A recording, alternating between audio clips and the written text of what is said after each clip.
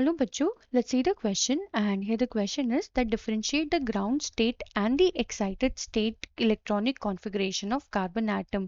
हमें बच्चों यहाँ पे differentiate करना है ground state and excited state of the carbon atom. तो चलिए बच्चों करते हैं इस question को, and first of all let's see the key concept for this question. तो यहाँ पे बच्चों बात हो रही है कार्बन एटम की। तो कार्बन जिसे हम रिप्रेजेंट करते हैं कैपिटल सी से, एंड इसका एटॉमिक नंबर होता है बच्चों कितना, सो दैट इज 6, क्योंकि एटॉमिक नंबर के बेसिस पे ही हम इलेक्ट्रॉनिक कॉन्फ़िगरेशन कर पाएंगे। तो बेसिकली हमसे यहाँ पे बच्चों पूछा गया है differentiation between the ground state and excited state electronic configuration. तो एक साइड हम कर लेते हैं बच्चों electronic configuration for the ground state, and दूसरी साइड कर लेंगे बच्चों फॉर द एक्साइटेड स्टेट। अब बच्चों ग्राउंड स्टेट का मतलब होता है कि वो जब अपनी एक्चुअल फॉर्म में है, मतलब जब हमने उस कार्बन एटम को कोई भी हीट या फिर कोई भी external source of energy provide नहीं करी है, तो इलेक्ट्रॉन्स किस तरीके से अरेंज होते हैं। सो अगर हम यहाँ बात करें बच्चों ग्राउंड स्टेट की, so for the carbon atom जो हमारा इलेक्ट्रॉनिक कॉन्फ़िगरेशन होता है, so that is 1s2 2s2 and 2p2। ठीक है, यानी कि बच्चों 2s में 2 इलेक्ट्रॉन होते हैं 1 2, एंड 2p में भी बच्चों कितने इलेक्ट्रॉन्स होते हैं यहाँ पे 1 एंड 2। तो ये है हमारा 2s, ये है हमारा 2p जो है इसका ग्राउंड स्टेट इलेक्ट्रॉनिक कॉन्फ़िगरेशन।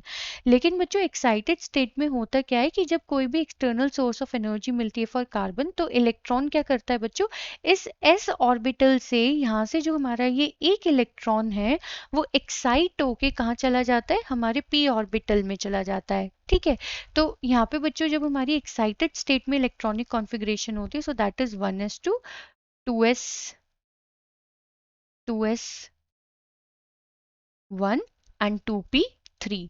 तो अगर हम यहाँ पे देखें बच्चों, so this is 2s and 2p, so 1 electron यहाँ पे, एंड यहाँ पे भी 1 1 electron into each of the shell. ठीक है, तो अब बच्चों यहाँ पे अगर हम देखें in the case of the excited state, कि जब हमारा कार्बन के पास टेंडेंसी होगी इस टाइम पे, कार्बन एबिलिटी होगी बॉन्ड फॉर्म करने की, तो होता क्या है, अब यहाँ पे देखो बच्चों दैट इज 1 इलेक्ट्रॉन जो कि अनपेयर्ड है, एंड यहाँ पे 2 3 4, सो टोटल कितने इलेक्ट्रॉन्स अनपेयर्ड हो गए, 4 इलेक्ट्रॉन्स।